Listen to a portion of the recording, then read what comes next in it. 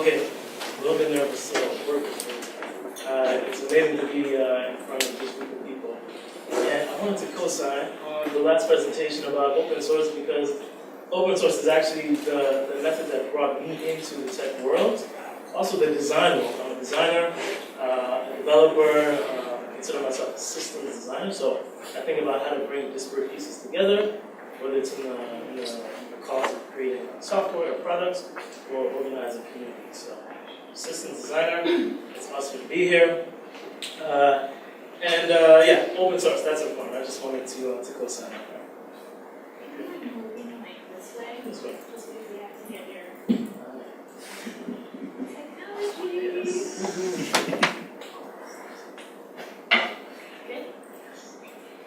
One, two, 1, 2.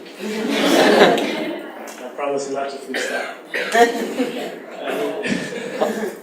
Okay, so, yeah, like I mentioned, I'm a designer. I've been doing this work for about 15 years. Although I might look quite young and debonair. I'm actually rather old. No, but I'm mature, right, and experienced, and I value that. And although I've been doing this work for a number of years, so designing things, being a creator, putting things together, I've done that work in various environments, various industries. So I've seen some patterns over the years. And one of the patterns that I've noticed is that if I look around the environment that I'm in, I'm often the only one of my kind.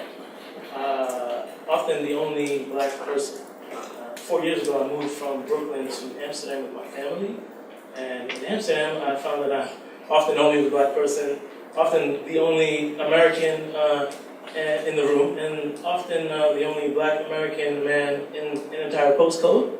And it just has had me thinking a lot about what it means to be the only one. What it means to be the only one in the space, to be alone, to be marginalized, to be an outsider. And that's what I want to talk about here with a bit of a spin on it. Because we often talk about these things in a sort of defensive, negative space, and I want to flip that around because being an outsider actually has some power. Last time I was in front of an AlterConf group with that privilege, I was talking about how to design your environment to suit your personal needs. So if you want to bring your whole self to work, here are some design techniques to manage that, because most likely if you're an outsider, if you're marginalized, that space doesn't suit you. And in fact, it's probably designed for your failure. So I talked a bit about that. Check that video out if you're interested. But since then, that was last summer. It was a nice hot day, it was a bit sweaty there. Since the talk, I've really been digging into this phenomenon, like people being able to be an outsider and go into a space where they are marginalized but still perform. Still come to work, do your job, and do it well. And I see this happening all over the place. I'm sure everyone in this room is an example of that. And as the industry has a bit more of a conversation about diversity and inclusion, I'm hearing stories about people who are alone, who are loners, who are outsiders, and are still successful. I'm like, this is amazing. This is amazing. The ability to be an outsider, to be oppressed in some way, but still carry out your work and still do it excellently. So I've been digging into that idea, and it started with a question: how can that be? How do people do this? I think I have an answer. I think the answer is empathy, which is weird a little bit because we often talk about empathy in terms of you understanding someone else for their benefit. And now I'm saying that empathy is I'll leave the conclusion for a little bit later and stay organized. I was tempted to freestyle. I won't do that. So I want to stay on track. But the thing is, empathy, right? Really interesting. It didn't just come to me that, empathy, and it's amazing that people are doing this, but I've been inspired by someone who, for the past 5 years, has been consistently inspiring me, almost every day, actually. And it's my kid. There he is in the corner. This is my kid. So cute. This is super cute. It's weird. When I was making this, I was like, okay, these kids are all cute. Even my kid. But when I do this, he's even cuter. It's something magical. This kid is really magical for me. If you've been around young people, course, they don't have these filters that we impose on ourselves. They really force you to be honest. And I'm trying to be the parent that gives the tools of introspection and analysis and honesty for my kid. I want to be that example. And so I'm always just paying attention to him. Now, he's 5. We've been in the Netherlands since he was 1. So he's fluent in Dutch. His teacher recently told me that when she hears him speak, she cannot tell that he has an accent at all. That blew my mind. The other day we were sitting at the dinner table, and we were just talking about, we had some friends over, we were talking about identity, where we're from. He told me, oh, I'm Dutch. I couldn't tell him no. He could completely out-argue me in Dutch, you know? I don't speak Dutch. I speak a few words of Dutch. Enough to know that I'm no good at it. Although I did try to learn. Anyway, let me stay on track. Stop freestyling. So, this kid, I see him switching languages like effortlessly, right? He has his friends over and he's speaking Dutch, and then they're doing something bad. I say, don't do that, and he switches to English, and I'm like, this is amazing. But this switching thing, I also recognize from my own experience as a child, as an adult as well. I've never known Dutch, I don't know Dutch, and I've mostly spoken only English for my entire life, but I have been switching in my life as a child and as a grown person. The switching that I've been doing is based on my environment. So I went to school mostly with wealthy Asian and white students, and I'm not wealthy, I'm not white or Asian. But my reality, my socio-economic and cultural reality has always been very different than the one in which I've been placed. So, but I always wanted to be accepted and successful in those spaces, also at home. So I developed the ability to switch back and forth. And it's something that I see happening in my child, and it's really amazing. And I think it has to do with empathy. But before I make the connection to empathy, I want to go into this code switching, the switching idea a little bit. Even take it to the level of calling it code switching. Now, this is a technical conference. I write code as well, but I'm not talking about that kind of code switching. But this term code switching has been sort of a term evolved from an older idea that was actually first popularized in 1903 by a guy, educator, philosopher, writer named W.E.B. Du Bois. That's not the child. The child is actually, I think that's his child. W.E.B. is on your left side there. And he first called this phenomenon that I'm talking about as code switching, he called it double consciousness. Let me just read his description real quick because it's really interesting. So he described it as a peculiar sensation. This double consciousness, this sense of always looking at oneself through the eyes of others, of measuring one's soul by the tape of a world that looks on in amused contempt and pity. Interesting. So, seeing yourself through the eyes of others, being able to navigate that space and choose who you are at the moment. Really amazing. Code switching is like the same kind of double consciousness, or even multiple consciousness, right? It allows us to have a different sense of self-identification depending on our environment and our audience. Amazing. This kind of thing makes me think of this scenario. Do you guys know about this? So, what we're seeing here is a picture of Obama. I think this was a national press for some government thing where people go.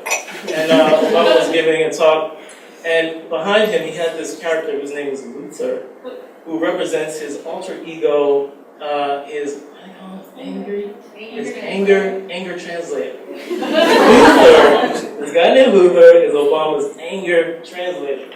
And the premise of this bit is that Obama, this presidential figure who has to represent everybody, who has to get the acceptance of as many people as possible, can't actually be himself. He has to be someone else constantly. But on this occasion, in this comedy bit, he got a representation of his self that isn't always allowed to be present. And Luther's angry, and he's honest, and he recognizes the imbalance of power and justice in the world, and he speaks it. So for Obama, this ability to code switch, to have double consciousness, it has an advantage. It got him into the presidency of the United States. But the code switching ability is not always positive, or let's say it has some negative consequences. There's a writer named Hanifa Barnes, pictured here, who wrote a piece about code switching. And I'll quote a small piece of it because it's really prescient for me, it's really meaningful. And I think it proves my point here. She says, quote, and she's talking about being in an academic environment, so being in school or at university, having to talk with instructors and administrators in order to get her point across and to get what she needed. She said, while I enjoy the attention and effortless exchanges with teachers, I was often conscious of how I sounded, what I said, was I too white or too black? Did I use the right word choice? Was my subject and subject-verb agreement intact? And the downside, she says, was that I walked away from conversations doubting myself instead of engaging and appreciating the exchange. I was so focused on speaking properly that I disregarded the importance of speaking my heart and being true to myself. I wanted to say what others wanted to hear. So you can code switch, knowing that there's something others want to hear or a way others want to hear you. Look at all the work it takes. Am I saying the right thing? Do they understand me properly? All this cognitive effort. It's a waste. It's a waste. And it's a distraction. You know who else said this? Toni Morrison. She said racism is distraction. And I'm going to read a piece of this quote from her. Because she puts this code switching and this seeing yourself in the guise of others, through the gaze of others, she puts it into the context of racism. She says, the very serious function of racism is distraction. It keeps you from doing your work. It keeps you explaining over and over again your reason for being. Somebody says you have no language, so you spend 20 years proving that you do. Somebody says your head isn't shaped properly, so you have scientists working on the fact that it is. Somebody says you have no art, so you dredge that up. Somebody says you have no kingdom, so you dredge that up. None of this is necessary, she says. There will always be one more thing. So this code switching thing is amazing. Indeed it is. But it comes from an imbalance. What I say is that the need to code switch in order to be accepted comes from these cultural differences and societal imbalances of power and privilege. I think that's obvious. But what I want to talk about more specifically is the ability to code switch. The ability to code switch comes from a powerful sense of empathy. Empathy, you hear this word, it's pretty popular. And side note, I did some research. This word empathy became popular, according to Google. It became popular in 2008, which is also near the financial crisis, and I charted it out. I didn't include the chart in the slide because I'm trying to stay focused. But there is a strange correlation between the popularity of the term empathy and the financial crisis of 2008. Maybe that's the next talk, or come talk to me afterwards. I have some conspiracy theories. But let's talk about empathy in more detail, because it's a confusing notion, actually. It's quite similar to other words like sympathy and apathy, but there's a difference. I think the difference between sympathy and empathy, for example, is the potential of action. It's a little ambiguous. Having empathy means being able to observe external events that other people are experiencing and to relate to that experience, to connect to it on an internal level because of your own lived experience. Sympathy is different. Sympathy is simply recognizing the experience someone else is going through, understanding the terms that might be used to describe it. Still a little ambiguous, but I found an illustration that really makes it clear. So this is an illustration by a person named Tom Morgan-Jones. And I think it does a great job of actually demonstrating the differences between these three terms. Apathy is obvious, right? Apathy, people just don't give a damn.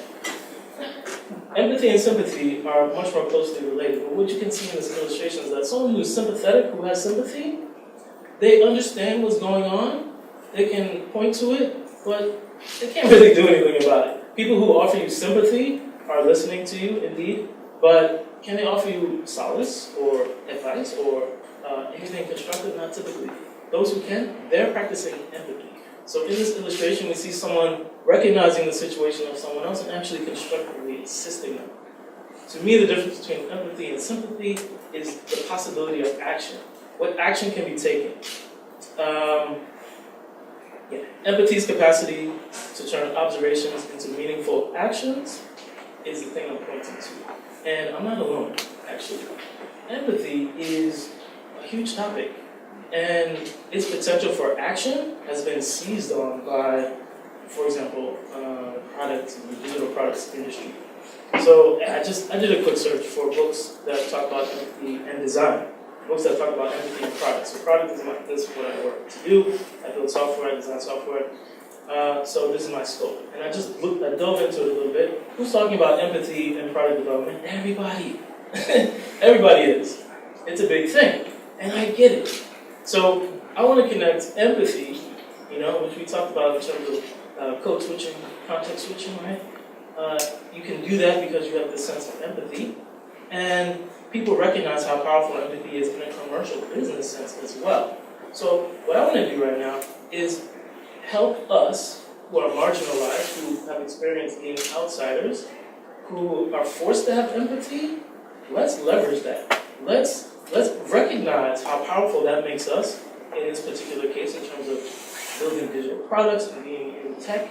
Let's point to our advantage of empathy as something powerful. Now, it's not only me that recognizes, only me and these authors of these books that recognize the power, but within design and development, I've found a number of people who I really admire that also recognize the power of empathy. I'll just take you through a few of them real quick. Julie Zhu, who is a design leader at Facebook, she famously wrote a couple of years ago, 3 years ago, she said, the best designers and product thinkers know people, right? They understand what motivates and what delights and what intrigues. They have strong theories about why, and they know this because they've been watching and studying people, including themselves, for a long time. That's empathy, right? Studying people, studying yourself. Jonathan Pimento, who is a product manager and a designer at Adobe, he's working on the XD product right now. He agrees. He was recently in a User Defenders podcast, so if you're into UX design, by the way, it's a great one. He said in an interview, having empathy for the customer is like one of the things that's critical for success. He also said being able to relate to the problem, critical for success. Being able to summarize, empathize, and then vocalize with the customer or person is experiencing, critical for success. Also, Sarah Sudan, who is an award-winning web developer. She works for organizations and individuals all around the world. She recently tweeted, she said, being a good developer doesn't mean only having the technical skills for it, but empathy is one of the essential skills one must have. So I trust these people. She's also a strong advocate for accessibility in web design particularly. There's another person who I respect. This person, their name is Jules Walter. They have a couple of degrees from like MIT and Harvard and stuff. Really smart, working on Slack right now in their growth department, I think. But this person also mentioned empathy in a recent piece of writing. But he connected it to this issue of diversity in tech. He says, although there has been more and more discussion about the lack of diversity in tech, I believe there is still a startling empathy gap, as most people do not realize the sheer amount of energy minorities expend trying to belong. This takes us back to the dangers of code switching and having empathy so much that you live through the gaze of others. He's pointing it out. Again, there's an empathy gap in the industry, although minorities and outliers are using empathy to try and present themselves and be accepted. There's a gap there, there's a problem. He says the ideal solution is simply to have companies that are diverse so that no one feels out of place and everyone can thrive. I don't know if that's the only solution or that it's ideal, but I think he's on the right track. Diversity is really important, and I've experienced that on the teams and in the organizations and in the spaces that I've worked with. And think about it this way, if we know that the ability to empathize with individuals is based on lived experience, how awesome would a diverse team be? How many solutions would a diverse team bring to the table? Okay, this, now, you Star Trek fans represent. Personally, I'm a Deep Space Nine, you know what I mean? But that's a whole other presentation. This crew, I can only put. You have aliens, okay, you have different genders, different ages. You have an android in there. Now, maybe we'll get the android on our teams before we'll get alien. The androids are coming. But I think it's really amazing to have this as a goal, right? Diversity is important because it brings together empathetic individuals. It brings together multiple kinds of lived experiences, which, let's make it real capitalist right now, which allows you to build better products because you're serving more people and making more money. Okay? Now, the reason I'm bringing this up is because I think we need to celebrate our marginalization. It doesn't sound right. It doesn't sound right to say we should celebrate something that is a problem. But what I'm trying to say is that out of those problems come attributes that others don't have. So attributes that give us advantages that I don't see us big enough. I don't see us promoting the fact that we have these abilities that you can't get by a book, through a book. You can't hire a company. You can hire a company to come teach your team empathy, but it's not going to work. They're going to teach you sympathy.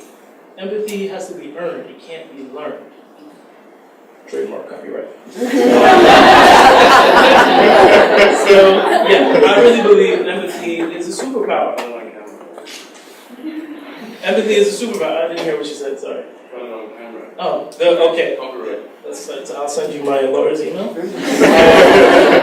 So yeah, empathy is a superpower, right? And people who are marginalized and on the outskirts of majority influence have empathy in copious amounts.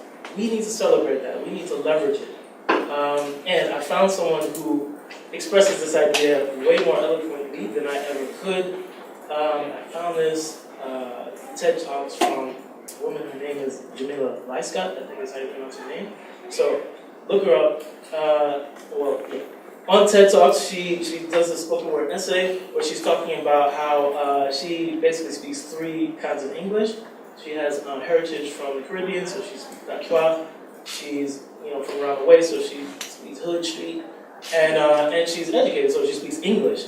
And she is also trying to turn this around. People might say, "Oh, you don't speak proper English, and that's a problem." She's trying to turn it around. She speaks 3 kinds of English, and she's celebrating that. And I just want to quote a little bit from her piece. I can't. I mean, she spits like it's a thing. You need to watch it. But what she says is, "Let there be no confusion.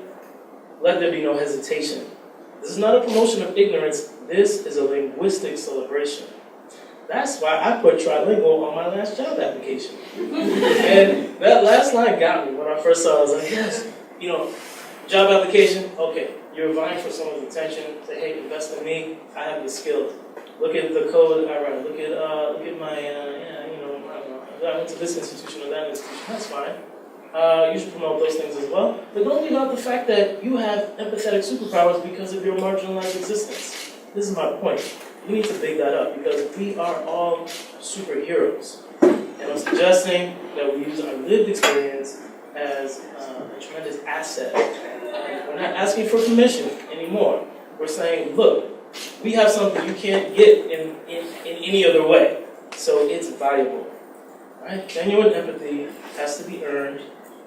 And if you're surviving, if you're marginalized, and if you're in a position to do so, I'm trying to push us all to highlight our empathetic superpowers so that we can connect to others, to relate to others, to the experience of others, and take the next best step forward, regardless of what that is in your context or in your situation. That's what I came to say today.